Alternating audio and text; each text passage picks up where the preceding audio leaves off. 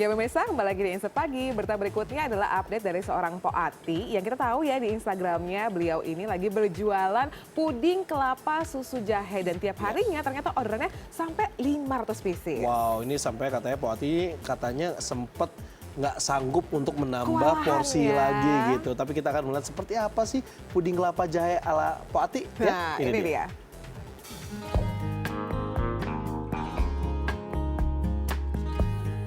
Di usia senja, saat sakit penyakit membelenggu raga rentan di tengah kondisi pandemi COVID-19, Ati Rawayati atau akrab disapa Empo Ati bagai terpenjara di rumah. Keluar rumah jadi momok buat wanita berusia 64 itu. Ketika raga terpenjara di rumah, Empo Ati nyatanya terpasung kalut. Kebingungan mendera lantaran sepanjang hidup Empo Ati tak bisa berpangku tangan duduk manis di rumah saja. Pada kondisi inilah, wanita renta yang dulu menjalani sejumlah bedah plastik itu putar otak. Bagaimanapun harus ada pemasukan. Akhirnya terbersit rencana berjualan puding. Mengejutkan, Empo Ati tak menyangka kalau puding buatannya laku keras. Bisa gokil ya. Dia nggak tahu mau ngapain gitu. Akhirnya ya kepikiran lah bikin coba-coba, awalnya coba-coba nawarin ke teman-teman deket aja gitu teman-teman. Alhamdulillah sekarang ya kalau dibilang pesat mah pesat ya. Sekarang bisa 500 biji per hari puding kelapa, kelapa jahe susu sama cincau. Jadi sehari tuh dibatasin dah cuma 1.503 varian itu. Meski laris manis, Empo Ati membatasi pesanan yang masuk. Bagaimanapun, dirinya sadar akan kondisi fisik yang sudah uzur. Tak hanya sadar akan kondisi fisik, sang legenda layar kaca itu menolak untuk menambah pekerja. Betapa tidak, dalam kondisi yang pas-pasan serta masih merintis usaha, Empo Ati mengaku tak punya biaya lebih untuk membayar gaji karyawan. Apalagi dirinya mengaku kalau tabungannya cuma untuk memenuhi kebutuhan hidup sehari-hari. Tenaganya nggak ada, mau nambah tenaga bakal gajinya kita bingung ya. Ya udah sekarang dibatasin, kalau udah lewat dari 500 pesanan berikutnya dikirimnya besok gitu. Karena bikinnya kan dadakan dan tidak pakai pengawet, tidak pakai jelly, tidak pakai gula. Jadi memang pudingnya itu asli manisnya dari air kelapa gitu. Empo Ati beruntung dagangannya bisa laku keras berkat pesanan para artis. Dirinya mengaku kalau tak sedikit artis yang memesan puding buatannya. Lebih beruntungnya lagi, Empo Ati selalu terima uang lebih dari para bintang itu. Sebuah berkat yang begitu disyukuri, lantaran di usianya yang sudah menua, serta mulai jarang tampil di layar kaca apalagi selama masa pandemi. Para bintang yang jauh usia darinya masih mengingat serta menghormati dirinya. Makanya alhamdulillah artis-artis ya Allah ngebantu banget deh. Ya pesannya nggak pada sedikit-sedikit ya.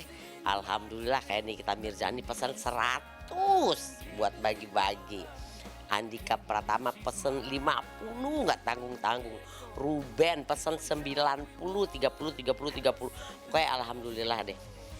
Yang alhamdulillahnya lagi transfernya lebih. Itu yang paling alhamdulillah. Maksudnya Ayu Ting Ting juga pesannya. Ya maaf, pesannya cuma 825, transfernya alhamdulillah 2 juta. Ya Allah, tolong itu kan untungnya kegedean lebihnya ya. Sejatinya, hasil jualan hanya untuk menyambung hidup. Empo Ati nyatanya punya usaha restoran yang terkena dampak COVID-19. Selama pandemi, restoran miliknya nyaris gulung tikar. Bahkan tak sedikit pekerja terpaksa dirumahkan. Empo Ati sebenarnya tak tega melakukan itu. Tapi mau bagaimana? Kondisi menuntut. Dalam himpitan kesulitan, Empo Ati tak menyerah pasrah, apalagi sampai menjerit. Ia berusaha tegar dan sabar, meski disergap kalut, bingung, hingga sempat stres. Kalau cerita kerugian ya pasti kerugian lah ya kan. Secara karyawan kan banyak banget. Udah gitu tutupnya tuh restoran lama. Gaji tetap berjalan, ya. Kita mau rumahin kagak tega, ya. Lah kan mereka juga butuh hidup, butuh makan. Yang perempuan punya suami, punya anak, yang laki punya istri, punya anak gitu kan. Jadi ya sebagian dirumahin tapi ada untuk hidupnya, bukan gaji ya, ada untuk hidupnya. Ya jujur Sutrisno Bahero alias stres banget.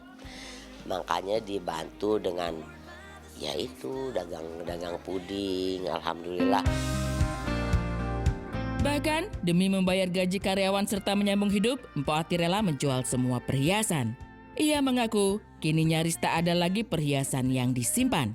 Betapa mengharukan. Tapi Mpok Ati terpaksa melakukan itu demi bertahan hidup di tengah kondisi pandemi. Apalagi dirinya sadar ia tak lagi muda yang tak bisa keluar rumah untuk tampil di layar kaca. Kalau boleh jujur, perhiasan emak habis. Ya, lah sekarang bagaimana? Kita mau teriak rame-rame susah ya. Kita mau teriak minta tolong, siapa yang mau nolongin, semuanya juga susah. Ya alhamdulillahnya waktu lagi masih ada kerjaan stripping, kan suka nabung, beli emas, nggak dipakai disimpan aja. Jadi begitu kemarin Covid, alhamdulillah dijualin semua. Ya ampun, emak dari kecil itu terbiasa kerja keras. Kalau maaf nih barangkali cuman untuk sekedar makan aja sama hidup ala kadarnya, insya Allah sih emak mampu gitu ya. Karena ya ada juga beberapa aset properti gitu yang bisa emak jual, terus emak depositoin, terus udah ongkang-ongkang kaki bisa. Tapi emak kalau nggak kerja anehnya itu sakit karena dari kecil itu udah terbiasa banting tulang gitu.